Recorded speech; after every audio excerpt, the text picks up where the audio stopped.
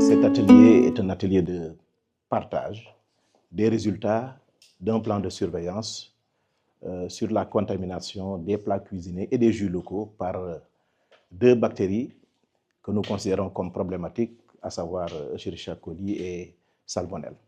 Alors, c'est un atelier qui entre dans le cadre d'un processus qui a démarré depuis 2021, où des ateliers ont été organisés et ont abouti à la priorisation des risques en matière de sécurité sanitaire des aliments. Nous avons pu identifier 82 couples aliments danger, et sur ces 90, nous avions considéré comme 6 comme prioritaires.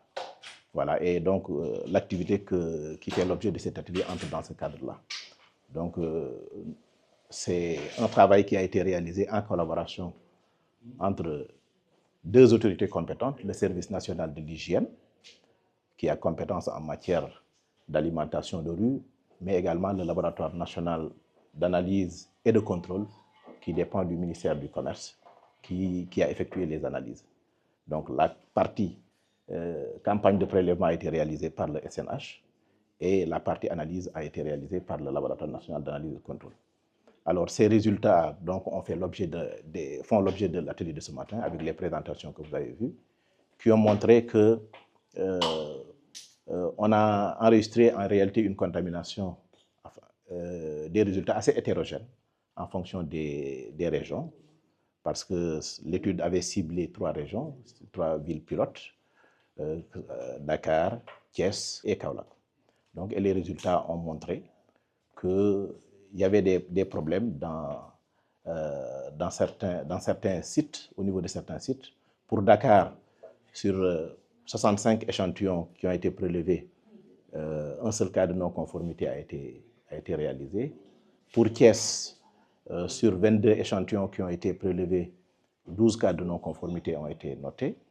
Et pour Kaolack, sur 22 échantillons prélevés, 3 cas de non-conformité ont été notés. Et ces non-conformités concernaient surtout des produits lactés, des produits laitiers, ou bien des dérivés, à savoir le tiakri, le lard neutri, etc. Mais également, il y avait les sandwichs qui étaient vendus. Je pense que pour le cas de Dakar, c'était surtout un sandwich.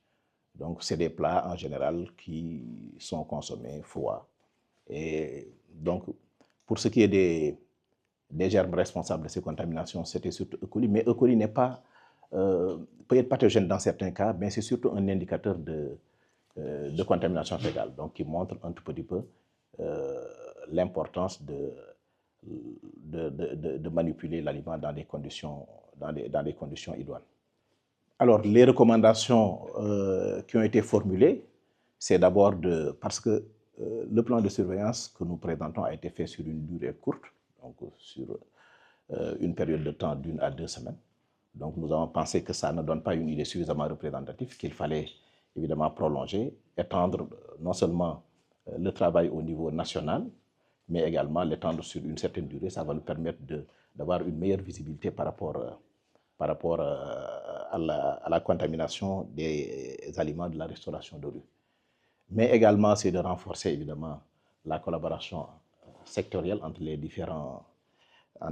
différentes autorités compétentes, de renforcer évidemment les compétences des personnels techniques en matière de prélèvement, d'échantillonnage, mais surtout de faire en sorte que la surveillance de ce que nous mangeons soit inscrite comme une culture, que ça soit inculqué comme une culture chez nous, que les autorités puissent mettre les moyens, en tout cas au niveau des différentes institutions compétentes, pour qu'elles puissent conduire de façon pérenne, effectivement, cette activité qui est extrêmement importante, parce que quand on tient compte du fardeau que représentent les maladies d'origine alimentaire dans nos pays, parmi lesquelles 70% sont des maladies diarrhéiques. Donc ça montre évidemment l'ampleur de la tâche qui nous incombe.